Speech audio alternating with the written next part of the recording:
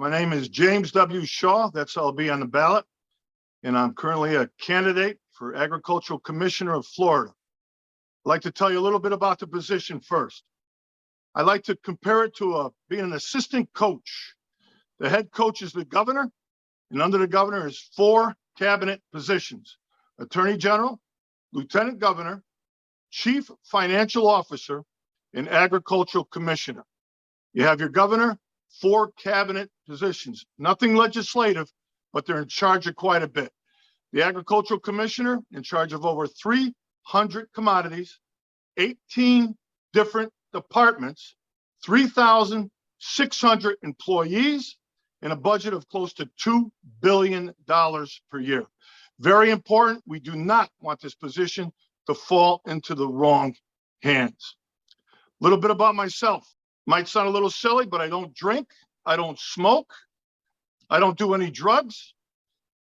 I'm not on any antidepressants. And why do I say that?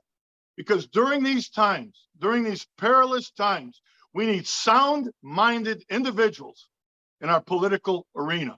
And I'm here to help. As far as myself, I've cut my teeth in management. I've been a manager all my life.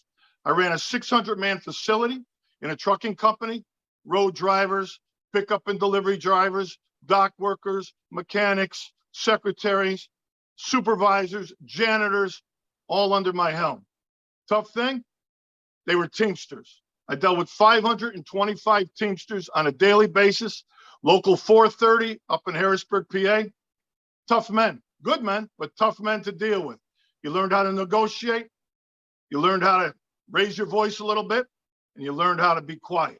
A lot of management. Then I went on to be my own boss, from 200 to 400 employees a year. And non-union, a little bit more of a different atmosphere.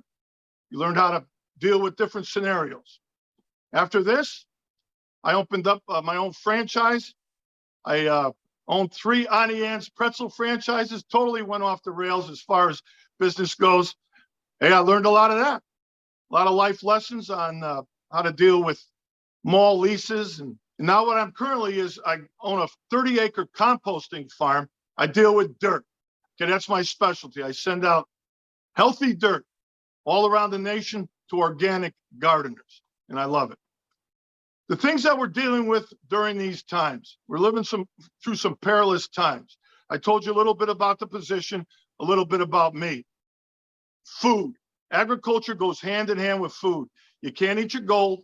You can't eat your silver. You can't eat your paper money. You can't eat your reputation. You can't eat your education. We need food to survive. And again, we are in a dilemma, people. On the border, we have as many as 3 million, now refer to those individuals as uninvited guests to the dinner table, have come across that border. 3 million people in the last year and a half. 250,000 a month are crossing that border, uninvited men and women to the dinner table. Yes. On the average, each individual, you and I, eat 2 pounds of food a day. That means 6 million pounds of food a day, 180 million pounds of food a month, 2,160 million pounds of food a year has to be planted, cultivated, harvested, or butchered, slaughtered, packed, and shipped just to feed uninvited guests. And the reason why I say that, Biden is telling us that we're headed for a food shortage. A food shortage. And I don't know how many people have been aware. We've had as many as 25 food processing plants blow up, burn up, hit by airplanes in the last 12 months. Suspicious. Smithfield Foods, one of the largest producers of processing of hogs, California plant just shut down. The largest plant in California, owned by the Chinese, just shut it down for quote unquote business reasons.